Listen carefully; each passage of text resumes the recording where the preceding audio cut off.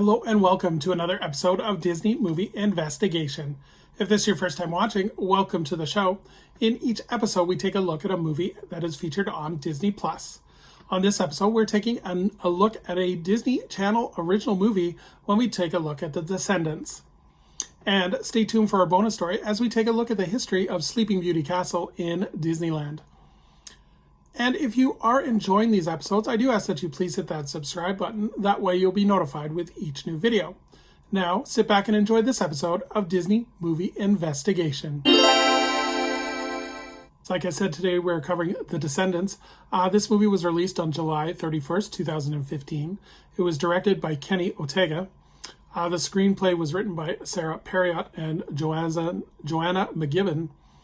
The production companies were Bad Angel Productions, 5678 Productions, and Disney Channel Original Productions, and it was distributed by the Disney Channel.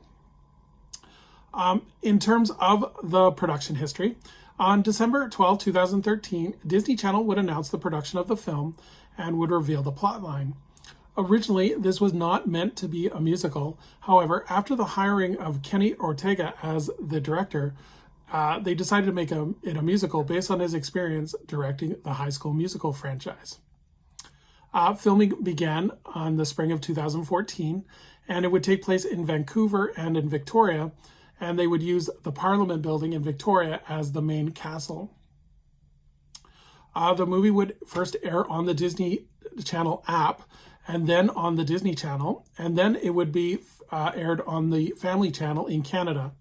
And this is actually historic because this would be the last Disney Channel movie to be featured on the Family Channel, as Disney would establish their own Canada Disney Channel very soon after. A soundtrack for the movie, which hit number 1, would be released on July 15th, 2015 by Walt Disney Records. So let's take a look at the cast. So we have Dove Cameron, who plays Mal, Cameron Boyce, who plays Carlos, Bobo Stewart, who plays Jar, Sophia Carson, who plays Evie, Michael Hope, who plays Ben, Melanie Paxson, who plays the fairy godmother, Brianna DeMacco, who plays Jane, Sarah Jeffrey, who plays Audrey, Catherine Najimy, who plays the evil queen, and Kristen Chenoweth, who plays Maleficent. In terms of the plot, 20 years after Belle and the Beast marry and become the king and queen, they establish the United States of Aragon, creating a prosperous new nation from the surrounding kingdoms, and banish the villains to the Land of the Lost, a slum surrounded by a barrier where magic is suspended.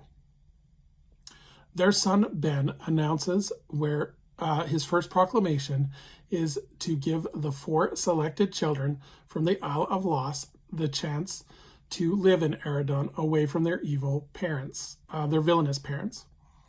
So they choose Carlos, who's the son of Cruella de Vil, Jay, who's the son of Jafar, Evie, who's the daughter of the evil queen, and Mal, who is the daughter of Maleficent. On the island, though, Maleficent instructs the quartet to steal the fairy godmother's wand in order to seek revenge so that they can take over Aragon. So this was a start of a franchise for the Disney Channel. It had lots of merchandise, lots of promotional behind it. There are other sequels and stuff to it, which we'll get into in separate videos. But in terms of recommending this movie, I think this is one of the better Disney Channel original movies. The characterization of all the characters are really interesting, and it's that Disney taking Disney history and turning it with a twist. So I like how the parents are kind of nods to the original characters or the original villains. As well as I like the music. I think the songs are really well done. I think a lot of the characterization, especially from Dove Cameron, she does an amazing job as Mal, so definitely worth checking out. She is like the star of that movie. And I just think overall it's just like a wonderful movie that there's a lot of like subtlety to it too that gives something for parents to look for, as well as something to watch for the whole family. So definitely recommending that you check this one out. So let's move on to our bonus story as we take a look at the history of Sleeping Beauty Castle. So this is a fictional castle, obviously, that is located at the center of Disneyland, and it was formerly at Hong Kong Disneyland till they did the changeover to Cinderella Castle. The castle itself is based on the Neuschwanstein Castle, located in Bavarian, Germany.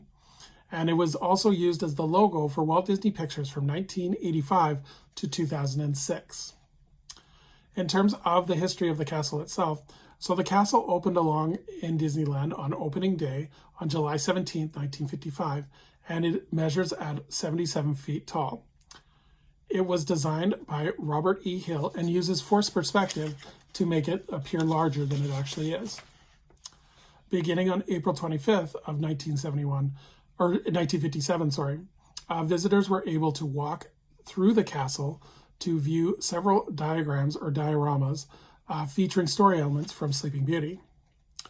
The voice of Jiminy Cricket you can hear singing When You Wish Upon a Star is piped through the castle as well. So the walkthrough attraction was originally closed on October 7, 2001 for undisclosed reasons, but many people think it was because of safety precautions because of what happened because of the 9/11 terrorist attacks. On July 17, 2008, though, it was announced that the attraction would return with enhanced technology, and it eventually reopened on November 27th of 2008. So the castle has gone through several makeovers as well for different anniversaries of Disneyland. So for the 50th anniversary, in 2005, the castle would receive a makeover, and the castle will be repainted, and 5 turrets would be decorated with stylized crowns to represent the 5 decades of Disneyland. The castle also would feature gold accents, including gold railings as well. So fast forward to the 60th anniversary in 2015, the castle would be covered in diamonds and glitter, along with a 60th anniversary medallion hanging above the entrance. The castle received a diamond theme, which also include the decor as well, so you can see diamonds throughout the castle as you walk through it. For the 100 Years of Wonder in 2023, it celebrated the castle by covering it in iridescent and silver coating, along with a new medallion with the 100-year anniversary logo. And fountains would also be added to the moat surrounding the castle as well. So they added another piece to the castle for the 100 Years of Wonder. And finally, just recently in 2025, for Disneyland's 70th anniversary, the castle would be decorated in pink, blue, and yellow ribbons with faux glitter and rooftops, and a new 70th year medallion added to the front entranceway. So this is the iconic Disneyland castle. Definitely it's one of the most photographed places in the United States. Right behind, it's like neck and neck with Cinderella Castle in Florida. So this is the icon of the park, and I thought I'd give a nice little brief a brief glimpse of the history of it and the different iterations of it throughout the years. So thank you so much for joining us here on another episode of Disney Movie Investigation. I would love for anyone to please leave a comment on what they think of the Descendants, as well as your favorite memory or your favorite photo of Sleeping Beauty Castle. So as we look forward to our next episode, we're going to be taking a look at a true life story as we take a look at Hidden Figures. So until next time, I hope you have a magical day, and we will see you real soon.